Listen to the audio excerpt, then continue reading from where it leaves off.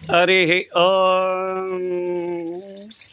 नमस्ते अस्तु भगवन् विश्वेश्वराय महादेवाय त्रयंबकाय त्रिपुरांतकाय त्रिकाग्निकालाय कालाग्निरुद्राय नीलकंठाय मृत्युंजयाय सर्वेश्वराय सदाशिवाय श्रीमन्महादेवाय नमः। పూర్వకాలంలో మనం భక్త కన్నప్పను చూసామో లేదో తెలీదు.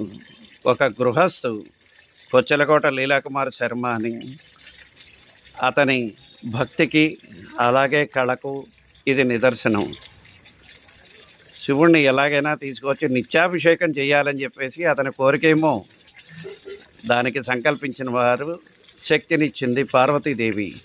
అలా శివుణ్ణి పెట్టుకుని ఇక్కడ ఆ తర్వాత ఇవన్నీ కూడా ఇచ్చాడు. ఈ విధంగా తయారు చేయాలి అనేది చెప్పిందంతా కూడా అలాంటి ఆలోచన రావడానికి కారణం బ్రహ్మ. చక్కని ఆలోచన చేసినది సారస్వతంలాగా సరస్వతీదేవి. ఆ తర్వాత ఇవన్నీ తెచ్చుకుని ఇక్కడ ఇది అరేంజ్ చేసినది విష్ణుమూర్తి.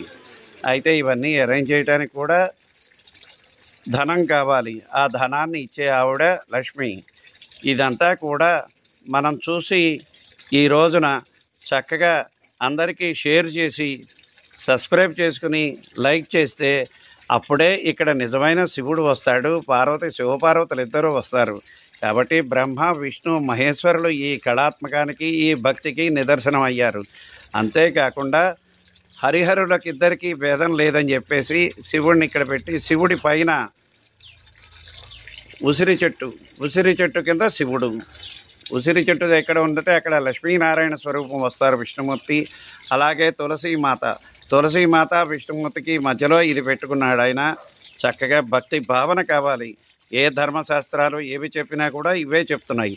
ఆ విధంగానే ఇతను చక్కగా ప్రకృతిలో పెట్టుకుని అతని భక్తిని మనందరికీ భక్తికి తార్కాణంగా నిలిచింది ఈ విధానం అంతా కూడా.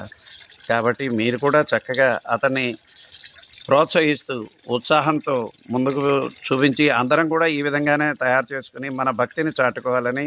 అలాగే సబ్స్క్రైబ్ చేసుకోండి, షేర్ చేసుకోండి. అందరికీ ఎక్కువ మంది చూడటానికి షేర్ చేయండి, మీరు లైక్ చేయండి. సంతోషం.